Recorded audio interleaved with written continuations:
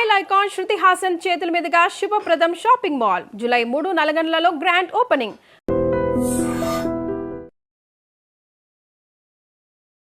నమస్కారం, welcome to I dream. ధర్మ మార్గం విత్ విజిత కార్యక్రమానికి స్వాగతం.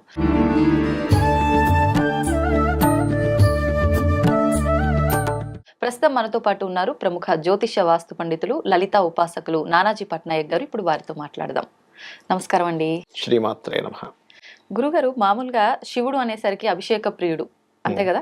అయితే మన దగ్గర ఉన్న ద్రవ్యాలు నిజంగా మనకు సాధ్యపడితే ద్రవ్యాలతో చేసుకుంటాం. అవి పండ్లు కావచ్చు, పంచామృతాలు కావచ్చు, ఏదైనా. అవన్నీ చేయకపోయినా కూడా ఒక చెంబడి నీళ్లు ఆయన పైన పోసి మనం నమస్కారం చేసుకున్న ఆయన ప్రసన్నం అవుతాడు అని చెప్పి అంటుంటాం.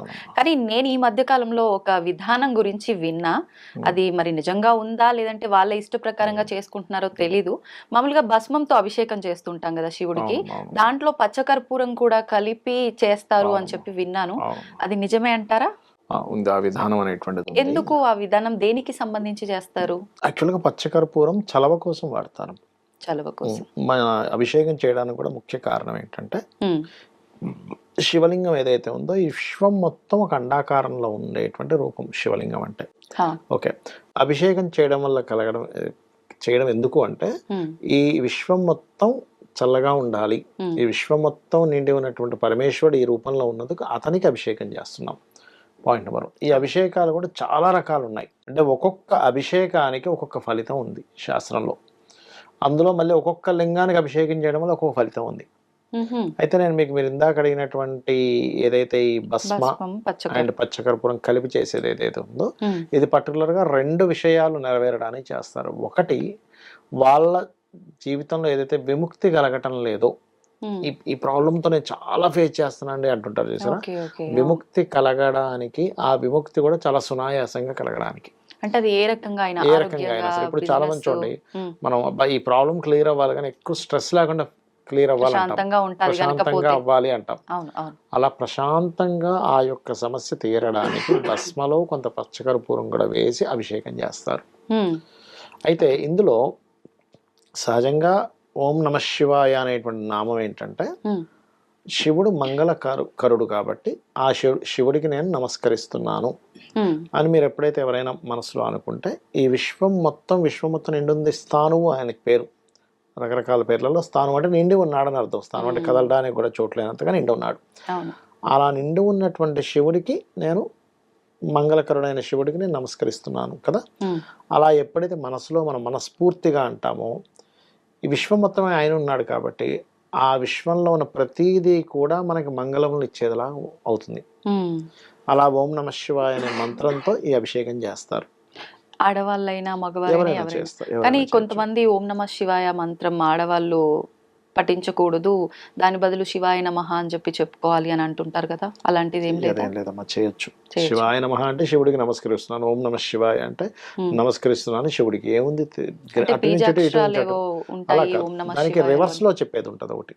ఇప్పుడు ఓం ఉంది, ఓం న మ శి వా యా కదా.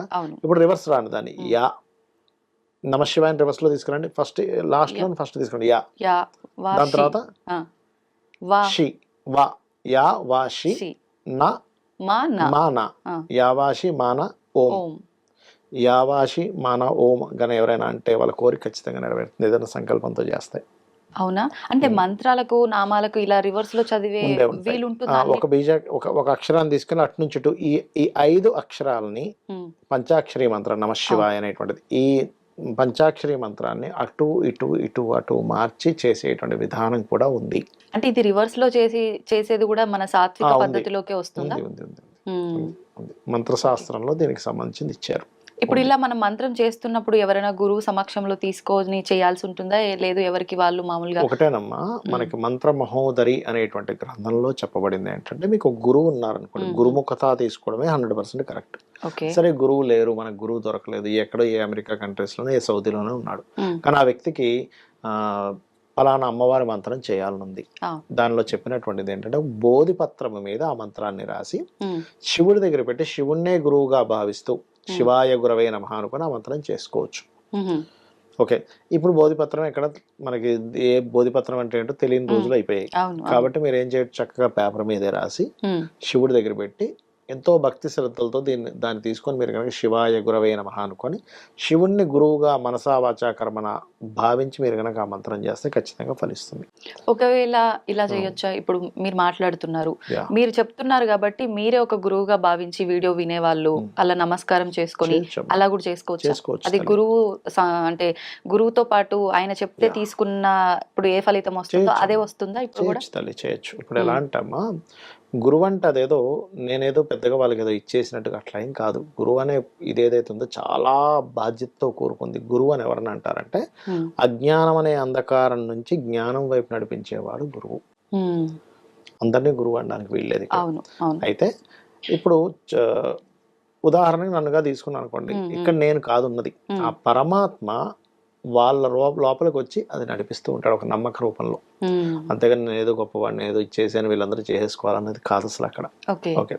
అయితే ఈ యొక్క శివరాత్రి నాడు ఒక్కొక్క రకమైనటువంటి అభిషేకానికి ఒక్కొక్క ఫలితం చెప్పారు శాస్త్రంలో. ఇప్పుడు ఎవరికైనా సంతానం లేదనుకోండి, గంధపు నీటితో చేస్తే సంతాన ప్రాప్తి కలుగుతుంది. గంధపు నీటిలో గంధం వేసి అభిషేకం చేయొచ్చు. అరగబామిన గంధము లేకపోతే గంధం పౌడర్ వేసినా లేదా పసుపుతో వేసినటువంటిదైనా చేస్తే ఖచ్చితంగా వారికి సంతాన సంబంధించిన దోషం ఏమైతుందో పోతుంది. అదొకటి. కొంతమంది గురుబలం లేదంటారు, గురుబలం కూడా పెరుగుతుంది చేసినట్లయితే. అదేవిధంగా తేనెతో గనక అభిషేకం చేస్తే శాస్త్రంలో ఏం చెప్తారంటే, ఇప్పుడు చక్కటి గాయకులు ఉంటారు కదా, వాళ్ళందరూ కూడా పూర్వజన్మల్లో తేనెతో అభిషేకం చేశారట. అందుకే చక్కటి గాత్రం వస్తుంది తేనెతో గనక అభిషేకం చేసినట్లయితే. పుష్పాల యొక్క నీటితో అభిషేకం చేస్తారు లేదా పుష్పాలతో అభిషేకం చేస్తారు. పుష్పాల నీళ్లు అంటే నీళ్ళలో పుష్పాలు వేసి వాటితోనే నమశివాయ మంత్రం చదువుతూ లేదా నమక చమకాలు చదువుతూ చేస్తారు. అలా గనక చేస్తే ఖచ్చితంగా కొన్ని శుభవార్తలు వింటారు, వివాహ సంబంధించినటువంటి ప్రయత్నాలు సక్సెస్ అవుతాయి. అలాగే కొంతమంది ఓన్లీ మల్లెపువ్వులతో చేస్తారు వివాహం అవ్వడానికి, ఉట్టి చెరుకు రసంతో చేస్తారు వివాహం అవ్వడానికి కూడా. చెరుకు రసంతో చేయొచ్చు, మల్లెపువ్వులతో చేయొచ్చు, పుష్పపు నీటితో చేయొచ్చు.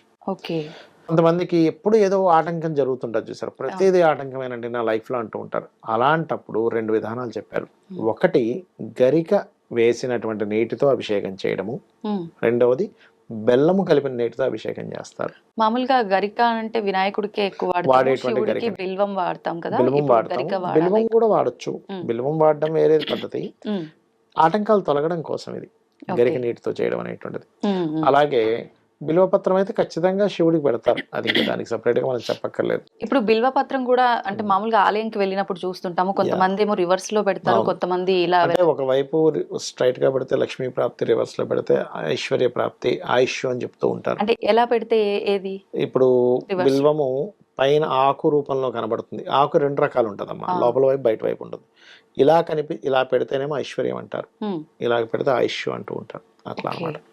అలాగే మరొకటి ఏంటంటే ఇక్కడ ఇవన్నీ ఒక ఎత్తు అయితే, మళ్ళీ శివలింగాన్ని ఏ లింగానికి ఆరాధన చేస్తే ఫలితం అని చెప్పారు. మనకి బిందులింగం అని ఉంటుంది, ఒక ప్లేట్ మీద చిన్న బిందువులా ఉంటుంది, దానికి గనక అభిషేకం చేస్తే మోక్షము అని చెప్పారు శాస్త్రంలో. ఇవి శివపురాణంలో ఉన్నటువంటి అంశాలు ఇవన్నీ కూడా. అదేవిధంగా స్ఫటికలింగానికి చేస్తే కోరికలు తీరుతాయట. స్ఫటికలింగము లేదా పాదరస లింగానికి. ఎవరికైనా వ్యాపారంలో అభివృద్ధి రావాలి, చాలా పెద్ద పెద్ద ఇండస్ట్రీస్ ఉంటాయి, కొన్ని వేల కోట్లలో నడిపిస్తుంటారు, అలాంటివి నడిస్తే ఎంత బాగా లాభం వస్తుందో, నడవకపోతే కూడా అంతే నష్టం వస్తుంది. అలాంటి వాళ్ళు కనుక భరించగలరు అనుకుంటే బంగారు లింగానికి కనుక 41 రోజులు కనుక అభిషేకం చేస్తే వాళ్ళకి వ్యాపార అభివృద్ధి ఉంటుంది. అయితే భక్తి శ్రద్ధలతో చేయాలి, ఏదో చేస్తున్నాము అవుతుందో లేదో ఈ అపనమ్మకంతో చేయొద్దు. ఎందుకంటే అమ్మా, మీరు గనక ఒక పూజ చేసేటప్పుడు ఖచ్చితంగా అక్కడ దేవత వస్తుంది, 100% వస్తుంది. అంటే మంత్ర రూపంలో మనం ఉచ్చారణ చేసినప్పుడు నాకేమీ తెలియదు, మామూలుగా నాకు నచ్చినట్టు నేను మీరు ఎలా చేసినా మీ భక్తి ప్రధానం అక్కడ. ఓకే, మీరు చేశారంటే అక్కడికి వస్తుందమ్మా అంతే. ఒక ఫోన్ని కనుక మనం రింగ్ చేసినప్పుడు అవతల వాళ్ళకి సిగ్నల్ ద్వారా వెళ్ళిపోయి అక్కడ ఎట్లా అయితే వాళ్ళకి రింగ్ అవుతుందో ఫోను, మీరు ప్రారంభించగానే వస్తాడు అక్కడ భగవంతుడు, గుర్తుపెట్టుకోండి. అది అట్లాగే ఏంటంటే ఒక్కొక్క దానికి ఒక్కొక్క ఫలితం. ఇప్పుడు ఈ పచ్చకర్పూరము ఇది ఏంటది విభూది అన్నారు కదా, ఇది ఏ సమయం ఏమైనా చూసుకోవాలా? ఒకటమ్మా, శివుడికి ఎప్పుడైనా సరే మనకి మాస శివరాత్రులు లేకపోతే ఇలాంటివి వచ్చినప్పుడు లింగోద్భవ సమయంలో బెస్ట్. అంటే అర్ధరాత్రి టైం. అర్ధరాత్రి సమయంలో బెస్ట్ అన్నమాట. లేదంటే మామూలుగా పొద్దున్నప్పుడు చేసుకోవచ్చు, ఉదయం పూట. ఇప్పుడు ఈ రోజు మాస శివరాత్రి ఉంది అంటే ఈ రోజు నైట్ 12 ఆ టైంలో చేయాలా, ముందు రోజు నైట్ చేయాల్సి ఉంటుందా? శివరాత్రి గడియలు కొన్ని ఉంటాయి, మా ఇది ముందు రోజే చేస్తారు యాక్చువల్గా, అంటే తెల్లవారితే అదనంగా చేస్తూ ఉంటారు. అవును. ఓకే. ఈ విధానం మాస శివరాత్రి టైంలో లేదంటే మనం శివుడికి ఇంట్లో అభిషేకం చేసుకుంటున్న టైంలో ఎప్పుడైనా ఆచరించుకోవచ్చు. క్యాలెండర్ లో చూస్తే మహాశివరాత్రి అని వస్తుందమ్మా, ఆ రోజు నైట్ చేసుకోవచ్చు మీరు యాక్చువల్గా. అంటే ఇది ప్రత్యేకించి శివరాత్రి రోజు మాస శివరాత్రి రోజే చేసుకోవాలా, లేదు అంటే నేను రెగ్యులర్ గా అభిషేకం చేసుకుంటా నాకు ఇంట్లో శివలింగం ఉంది అనుకున్న వాళ్ళు ఎవరైనా ఎప్పుడైనా చేసుకోవచ్చా? శాస్త్రంలో చెప్పింది రోజు చేయమని చెప్పింది.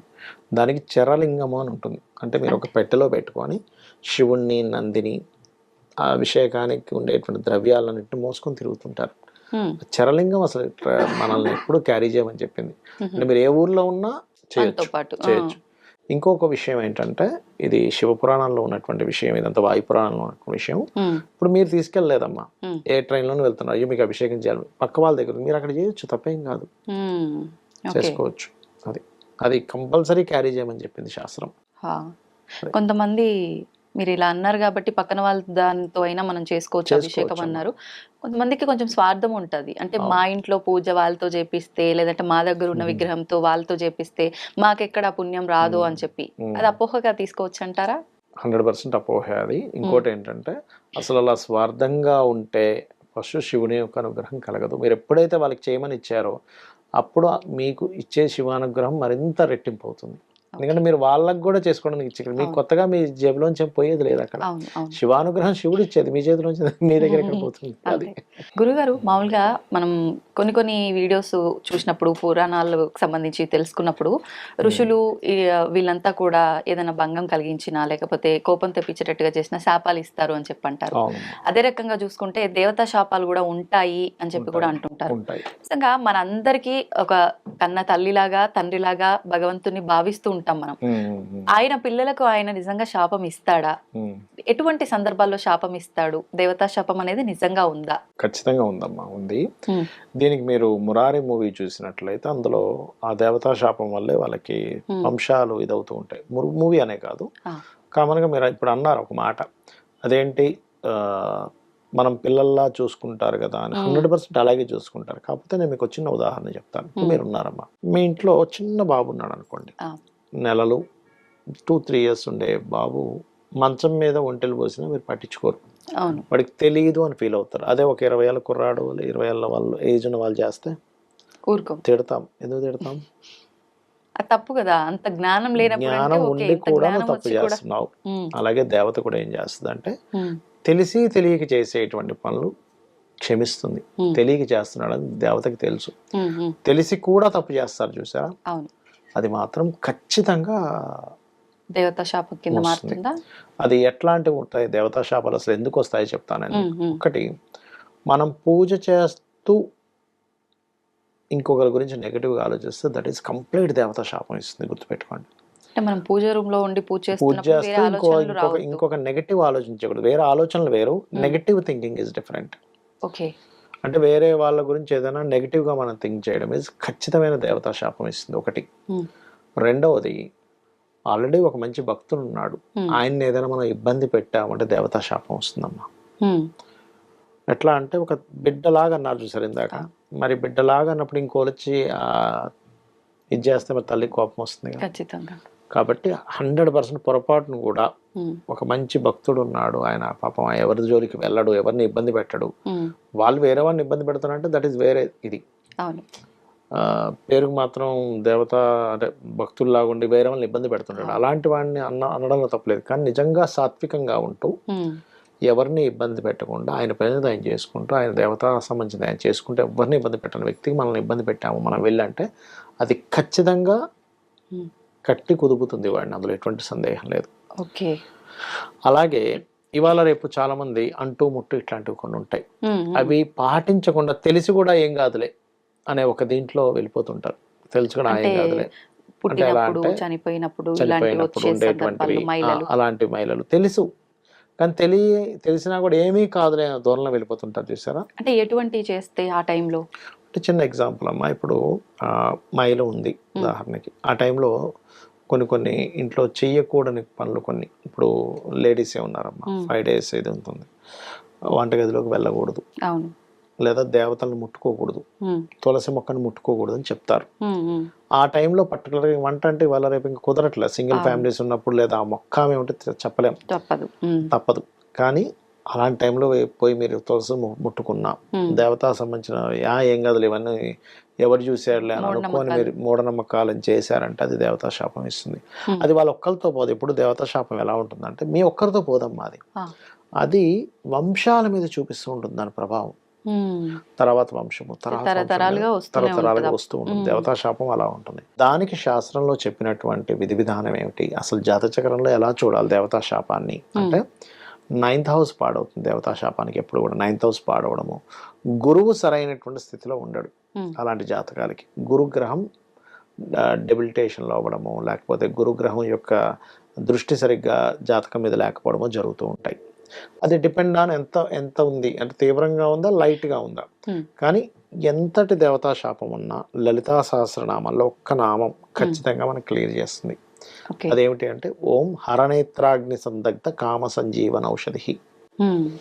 ఎలా అంటే ఈ నామానికి ఉన్న అర్థం ఏమిటంటే హరుని యొక్క నేత్రము చేత దగ్ధమైనటువంటి మన్మధుడు గురించి మనం మాట్లాడుతున్నాం ఇక్కడ ఈ నామంలో. ఈ మన్మధుడు ఏం చేస్తాడంటే హరుడికి బాణం వేస్తాడు.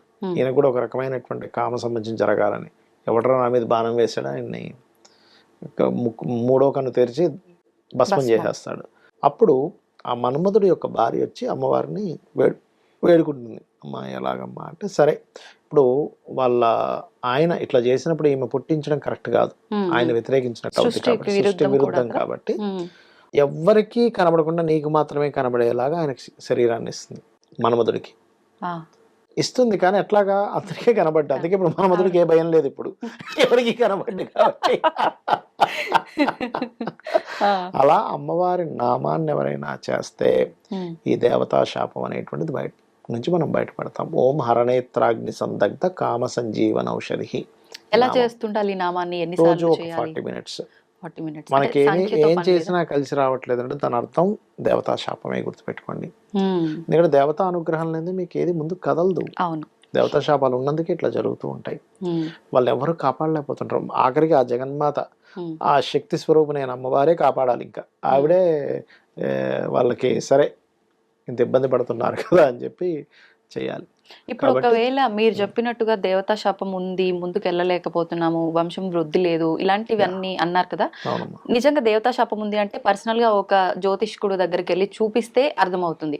కానీ అలా కాకుండా ఇంట్లో ఏదైనా ఇబ్బందులు వచ్చి పర్టికులర్ గా దీని వల్లే ఈ ఇబ్బందులు వస్తాయి, మేము దాన్ని గుర్తించగలిగే ఏమైనా ఉన్నాయి అంటే అలాంటి ఏమైనా ఉంటాయి? మీరు ఎట్లా గుర్తించవచ్చు అంటే అమ్మా, వంశము క్షీణిస్తున్నట్టుగా మీకు అర్థమవుతూ ఉంటది. వంశంలో సరిగా అభివృద్ధులు ఉండవు. ఒకటి అది 2 రకాలు, ఒకటి దేవతా శాపం లేదా పితృ దోషాలు ఉన్నా కూడా జరుగుతుంటుంది అది. రెండవది ఏంటంటే మీరు ఎన్ని పూజలు చేస్తున్నా కలిసి రాదు, అన్ని చేస్తున్నా ఏమిటి మాకు అనుగ్రహం, ఎందుకంటే అక్కడ శాపం ఉంది. నేను అనుగ్రహించను పోండి మీరు అన్ని పిచ్చి పనులు చేస్తున్నారని వెళ్ళిపోయింది, మీకు ఇంకెక్కడ అనుగ్రహం ఉంటుంది, అది రాదు. మూడవది ఏంటంటే మీరు ఇంట్లో ఎటువంటి పూజాది కార్యక్రమాలు చేసినా ఒక నెగటివ్ ఒకటి కనబడుతూ ఉంటుంది అక్కడ. అంటే అక్కడ ఏదో తగలబడ్డము, లేదో హారతిస్తుంటే వాటికి ఆరిపోవడం, సంథింగ్. మనం ఇప్పుడు హారతిస్తే ఆరిపోతుందంటే మనం ఒకసారి లాజికల్ గా కూడా ఆలోచించాలి. ఒకసారి ఏదో కిటికీ తెరుస్తుంటే గాలి కూడా ఆరుతుంది. అవి కొన్ని లాజిక్స్ అర్థం చేసుకోవాలి. అట్లా తీసుకోకుండా ప్రతిదీ మూఢంగా కూడా వెళ్ళకూడదు. అట్లాంటివి మీకు సిమ్టమ్స్ తెలుస్తూ ఉంటాయి, అప్పుడు మనం అర్థం చేసుకోవాలి. అది అంటే ఏదో ఇబ్బంది వచ్చిందనే కాకుండా ఎట్లాగూ మనకి మంత్రం చేసుకోవడం వల్ల అది తొలగిపోతుంది కాబట్టి ఎవరికి వాళ్ళు కనీసం ఎంతసేపు కుదిరితే అంతసేపు చేసుకోవడం బెటర్. విన్నా సరిపోతుంది అంటారా? ఎప్పుడు కూడా లలితా సహస్రనామాలు పఠనం చేయాలి, విష్ణు సహస్రనామాలు వినాలి. వినడం ద్వారా వాటికి ఎక్కువ ఫలితం, చేయడం ద్వారా దీనికి ఎక్కువ ఫలితం. ఇప్పుడు చదివేటప్పుడు చాలా మంది భయం ఏంటంటే ఎక్కడ తప్పులు చదివేస్తాను, మళ్ళీ అది ఈ దోషం నివృత్తి కోసం చేస్తే ఇంకో దోషం ఎక్కడ వస్తుందో వింటా అని చెప్పి చాలా మంది జర్నీస్ లో వెళ్ళేటప్పుడు వింటూ ఉంటారు. మరి నిజంగా నేర్చుకునే వరకు వినండి, నేర్చుకున్న తర్వాత చేయండి. అదేం పెద్ద కష్టమైన విషయం కాదు, చాలా సింపుల్. ఒకటేంటంటే మీరు పలకడం రాక పలుకుతున్నప్పుడు అమ్మవారి ఏమీ అనదమ్మా. ఒక చంటి పిల్ల ఎలా పిలిచినా అమ్మ పలుకుతుంది. అట్లాగే మీకు పలకడం రాక నేర్చుకునే క్రమంలో అమ్మవారికి తెలుసు, అన్ని తెలుసు ఆవిడికి. సర్వజ్ఞ అంటారు. సర్వజ్ఞ శాంతకరుణ అనేటువంటి నామం ఉంది ఆవిడకి. కాబట్టి సర్వజ్ఞ ఆవిడ అన్ని తెలుసు. ఆవిడకి తెలియదే ఉంది. మనం పలకలేక పలుకుతున్నామా, వెటకారంగా పలుకుతున్నా ఆవిడ తెలియదు. కాబట్టి ఆవిడ ఏమనుకోదు. సంతోషం అండి, చాలా చక్కటి విధానాన్ని తెలియజేశారు. ధన్యవాదాలు. శ్రీమాత్రే నమః.